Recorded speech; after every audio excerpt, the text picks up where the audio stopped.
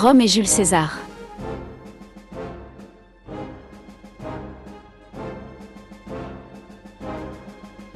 Il sera impérator divus après sa mort. Qui était-il? Caius Julius César IV est le fils de Caius Julius César III et d'Aurelia Cotta. Cette femme exemplaire était d'une grande vertu, adorant les dieux. Selon Tacite et Plutarque, elle était également d'origine patricienne.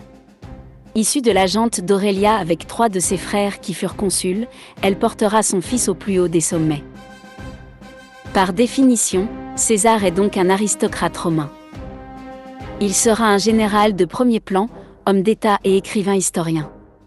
Il est né le 12 ou le 13 juillet 100 avant Jésus-Christ à Rome, et mort assassiné le 15 mars 44, aux Ides de Mars, dans la même ville. Son parcours est unique. Au cœur du dernier siècle de la République romaine, cette dernière sera bouleversée par des tensions sociales et des guerres civiles.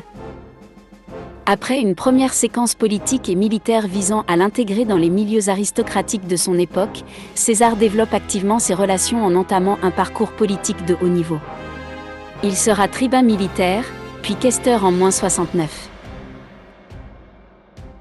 Rome est alors gouvernée par un triumvirat, maillant le richissime Crassus et le conquérant romain Pompée.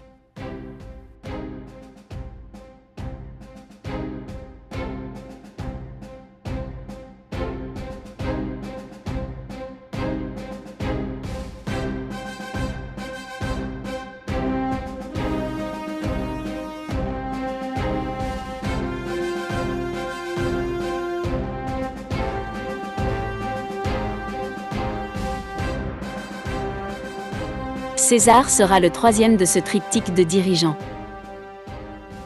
Chargé de l'organisation des Jeux, il empruntera massivement de l'or à Crassus. Des Jeux alors spectaculaires seront donnés. Selon Plutarque, un nombre record de 320 paires de gladiateurs au Colisée sera atteint.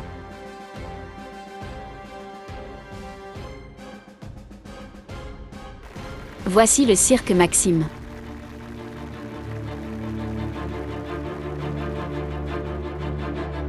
La tradition romaine attribue la fondation du cirque à Tarquin l'Ancien, en 599 avant Jésus-Christ.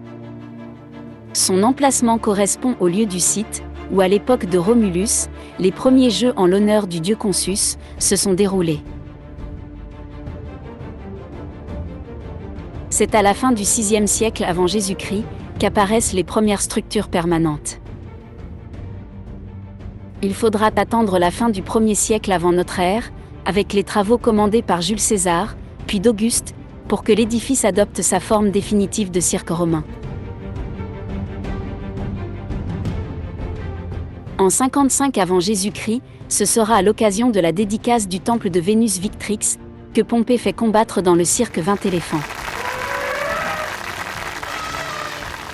Ce spectacle grandiose énervera quelque peu Jules César. Malgré un apaisement des rivalités entre Pompée et César, grâce au mariage de sa fille Julia au grand Pompée, le torchon brûle.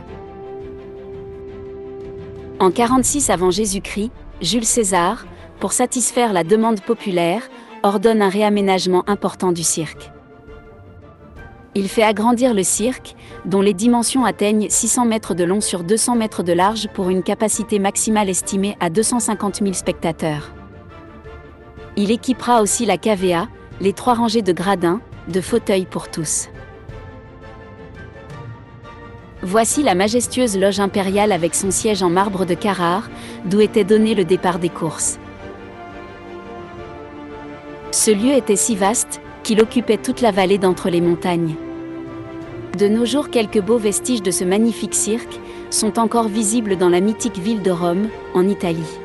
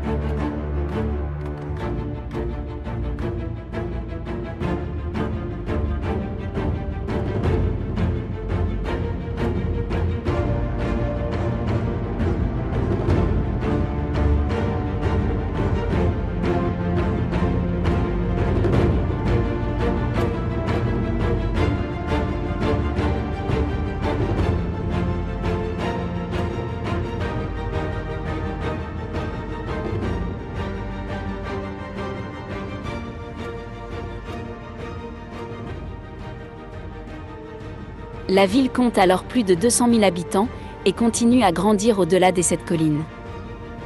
De somptueux bâtiments seront bâtis comme la Curia Julia, construite sur l'initiative de Jules César et qui sera un édifice destiné à accueillir les réunions du Sénat romain.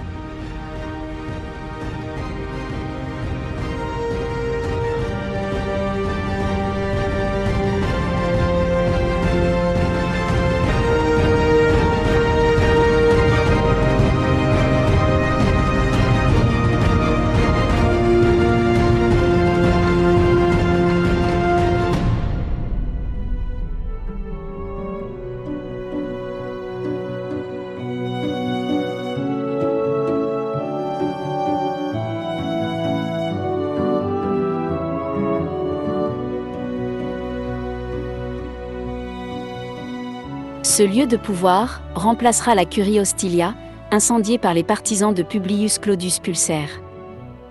Dès lors, l'ascension politique de César sera remarquable et sans limite.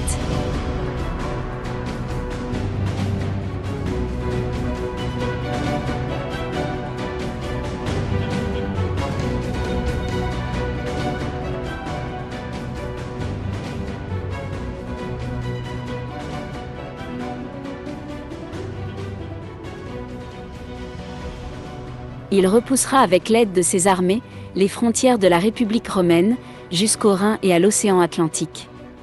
Conquérant de la Gaule, avec la soumission de son chef Vercingétorix à Alésia, César est au summum de sa gloire.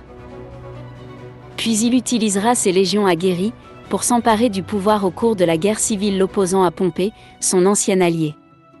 Pompée échappera à César dans un premier temps. Mais il sera tué en Égypte par traîtrise. À l'arrivée de César à Alexandrie, la tête de Pompée lui est présentée en cadeau par le jeune pharaon, le frère de Cléopâtre. Bien qu'ennemi de Pompée, César n'aime pas ce geste.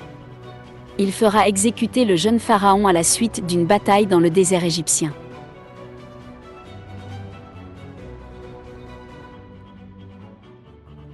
César tombera ensuite amoureux de Cléopâtre et la placera sur le trône d'Égypte. Bientôt un enfant naîtra de cette union. Il se nommera Césarion. Jules César reconnaîtra cet enfant. Cela sera la grande joie de la reine d'Égypte, sa mère. Ainsi il gardera le contrôle du pays, essentiel pour l'approvisionnement de Rome, en blé.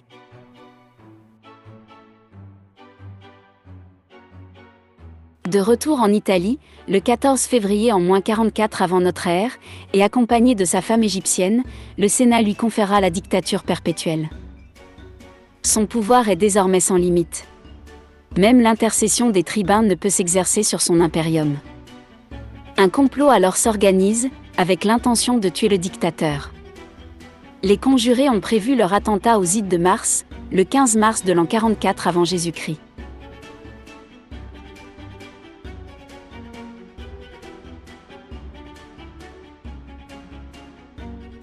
Alors que César est entouré par un groupe de sénateurs, Métellus s'assurera que César ne porte aucune protection. Il frappera le premier. César tombera, percé de 23 coups de poignard.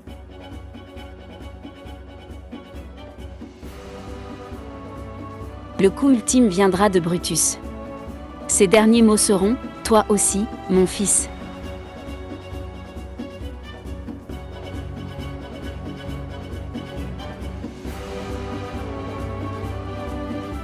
César n'est plus. L'Empire romain peut alors débuter. Le premier empereur sera donc l'illustre Auguste.